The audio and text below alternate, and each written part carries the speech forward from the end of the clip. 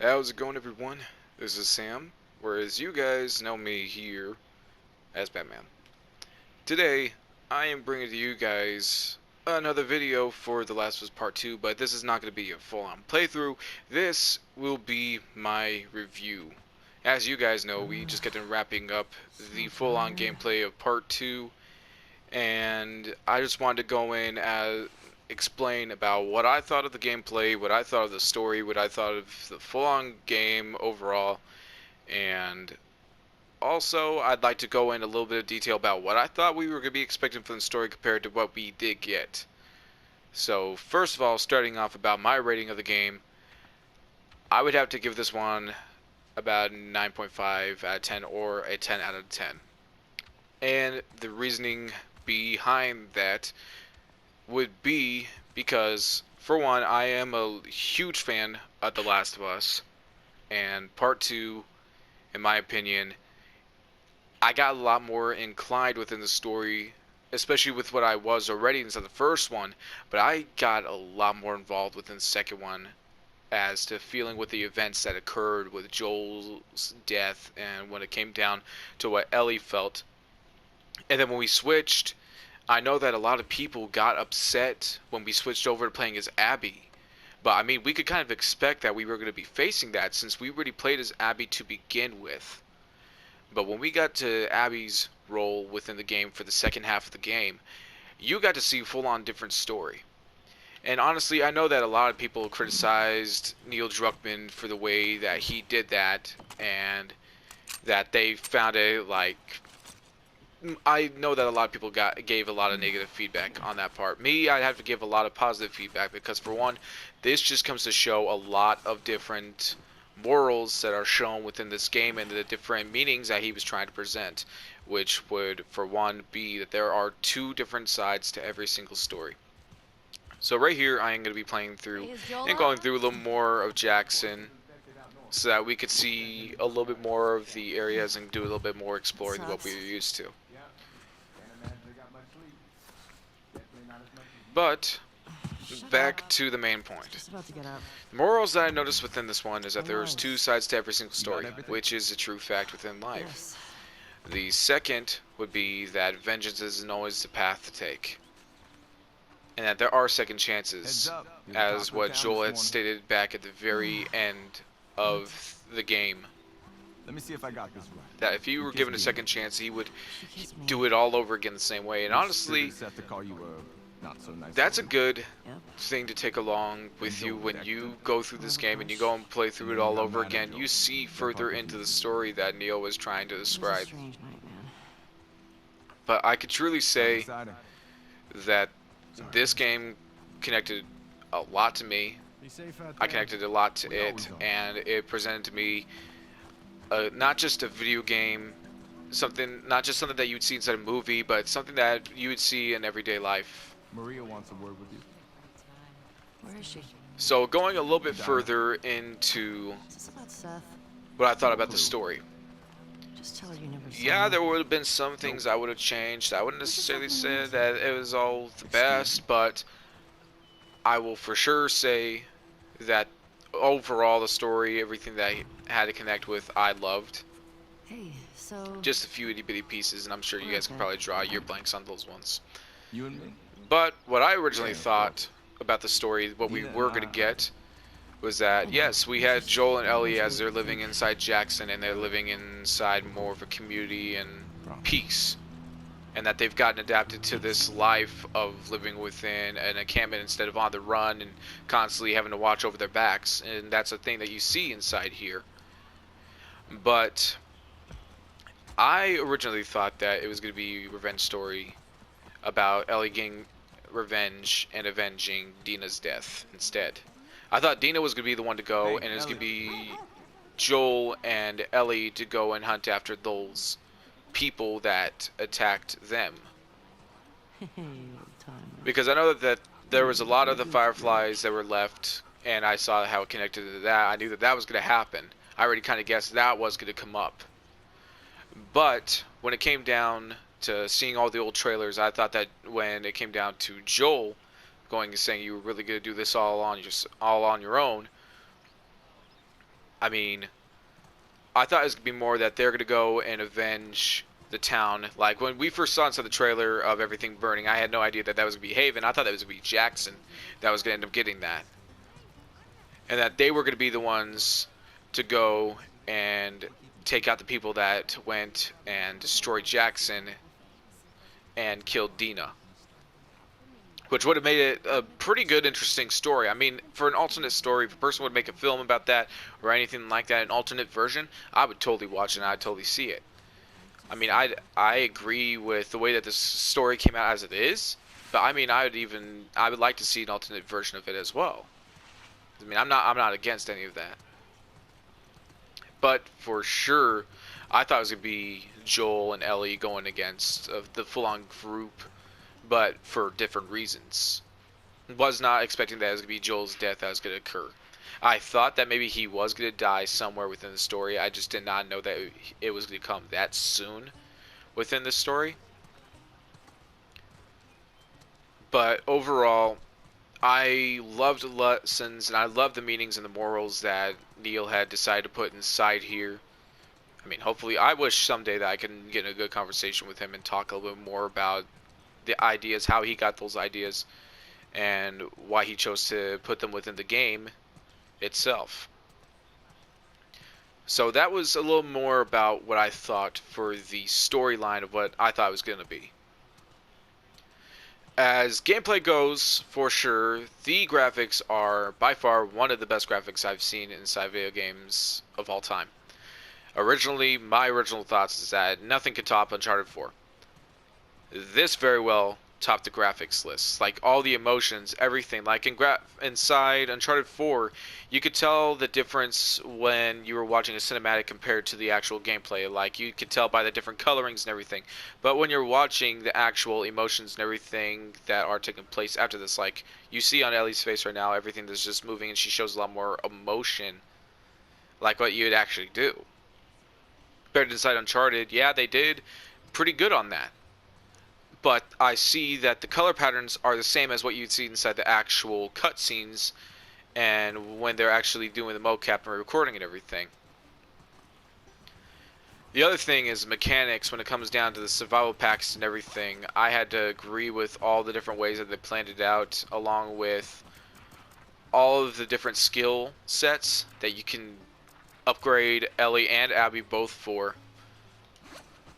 I mean, the thing I thought was so amazing when it came down to it, the difference between playing as Ellie and Abby, was that the way that they fought. And how, like, if Abby were to punch someone, because she's like a big old fighter, compared to Ellie, Ellie's a little bit more smaller, she's a little more skinnier, and she would have a little more of trouble taking an enemy down. Unlike Abby, she could go and bust down a guy's body, or go and bust in someone's head, no issue. So, showing it from those different point of views and then having the different weapons set and everything was completely amazing. And I gotta say, for the side characters, I did feel a little more actually connected to them. In the back. As if you'd actually known them a little bit longer inside the game and understand where they're coming from and how they see things, especially when you're the one that's making the actions on what they're thinking and how they're feeling. I don't want to hear what that bigot has to say. Do it for me, please. Fine. Seth, come here. This is a good part. Hey. Look, last night I was drinking too much. Sure. I'm trying to say I'm sorry. Maria tells me that you and Dean are headed out. I made you some sandwiches. Okay. Your steak. Thank you, Seth. Yeah. Well, you be safe out there. Yep. I appreciate that. What you got there? Bigot sandwiches. Smells good. They're yours. You sure? It's fine. Let me walk you out. Okay. And this is exactly what I mean when it comes down to the color patterns and everything. They look exactly the same as what they would inside the cinematic, and it's absolutely amazing. By far, all the different settings we come across, between Jackson to Seattle to Santa Barbara and to the farm and everything, it's all amazing.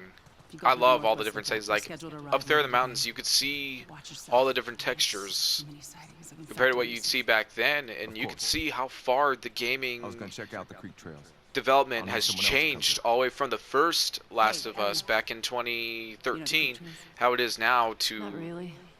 2020. Dina's done it a bunch. I'll have the two of them take it. Well, that solves that.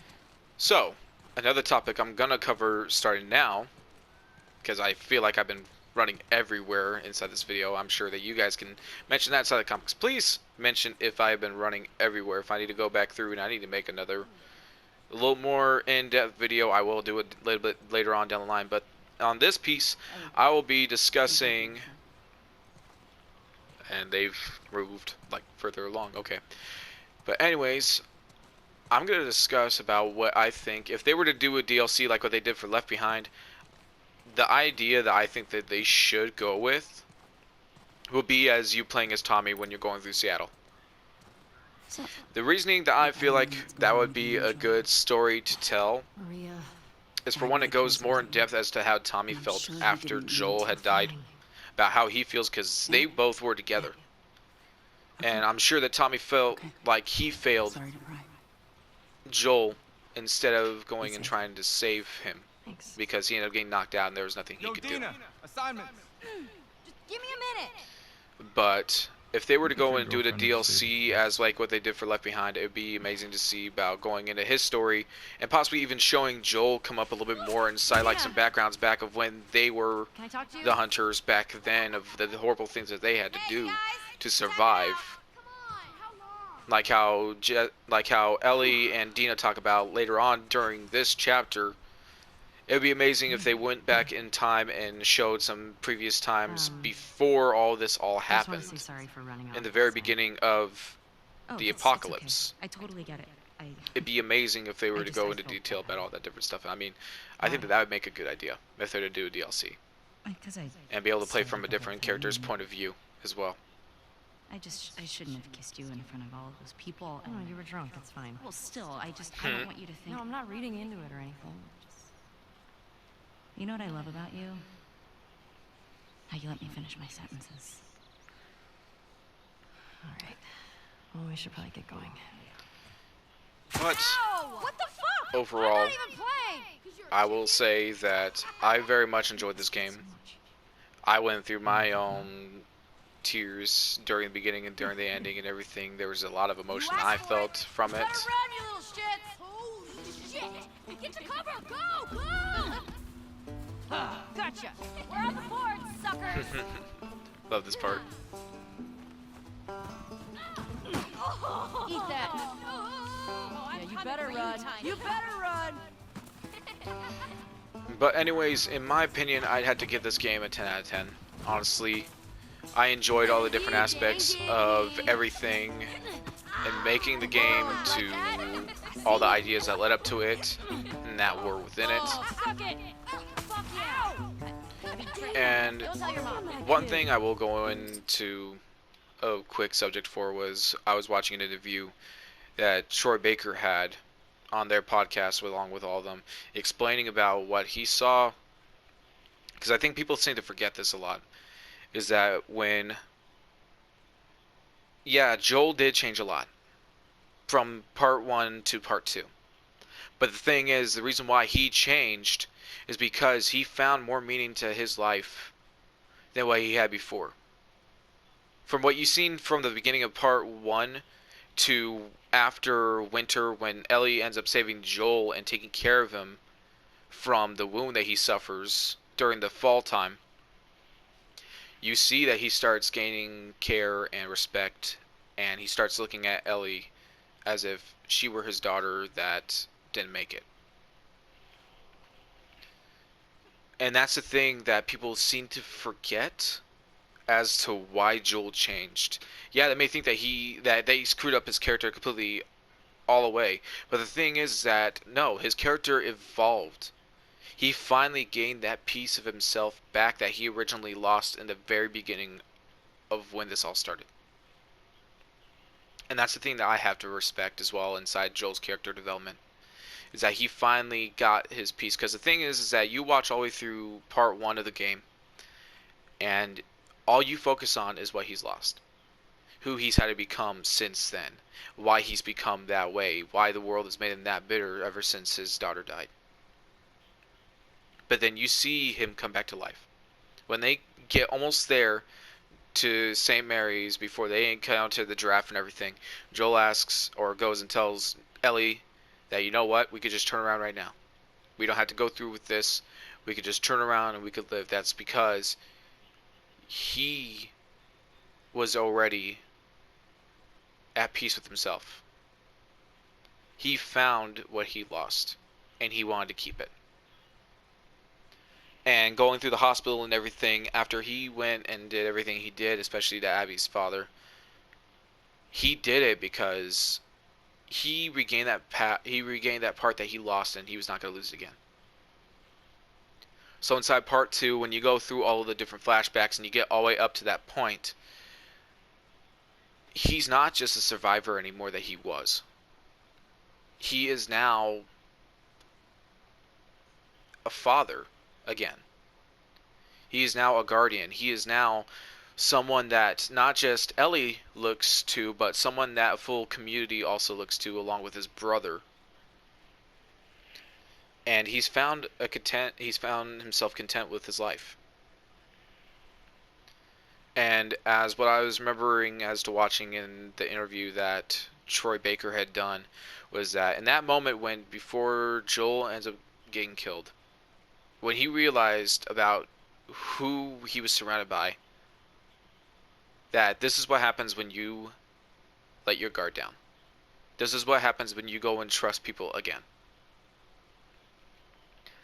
But in the very end, when you see him look back and forth at the different characters before he looks back at Abby and tells her to get on with what she's going to do, he decided then and there that that was it. That everything he's done, he would do it all over again. He would not take back any of the actions, anything that he's done, because the thing is that Ellie's still alive, and he finally found contention within his life. And that's the thing that I have to fully say when it comes down to people going and trashing Neil Druckmann for going and killing him off, or saying that they changed him up. No, the thing is that he evolved into who he needed to become. Especially for this story.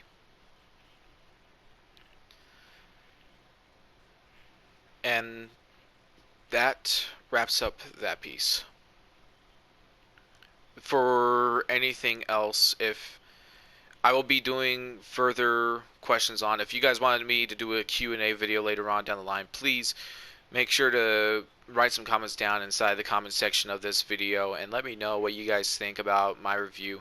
If you guys want to have a live stream one day and you all can join on, we could all talk live stream and talk about what you guys think of the story and what all you guys got the full-on opinion about. I would actually like to see that. I'd like to see what everyone thinks, because I know a lot of people hate it. I know a lot of people love this game. I mean, I classify in the portion that love this game. But to let you all know, I will be beginning the part 1 of The Last of Us ground mode for part 1 of the game series here within the next couple days after this video drops. I am hoping to make sure that I can get as much commentary as I can. I don't want it to run too dry, because I know that some of the conversations I do on my commentary I don't find enough to talk about, since I played through these games a lot. But since the last time I played was during a live stream on Outbreak Day, hopefully we have a lot more to talk about. But anyways, thank you all for watching this far, and thank you all for hearing me out. If you made it all the way to the end, thank you so much. I appreciate your support, and I appreciate you being willing to hear my opinions and my thoughts on this game and on the ideas that I thought about. And please be sure to leave a like, be sure to subscribe. It all helps the channel, and it all helps build the base that we all got here. I'm not just doing this just for myself. I do all this for entertainment, for everyone, because that's all I seek to do, is make people happy. And to bring a little more of a joy to someone's day if I can. Anyways, I will be seeing you all in the next video, which will be the part 1 of Grounded Mode. And I hope you guys enjoyed this video, and I will see you guys in the next one.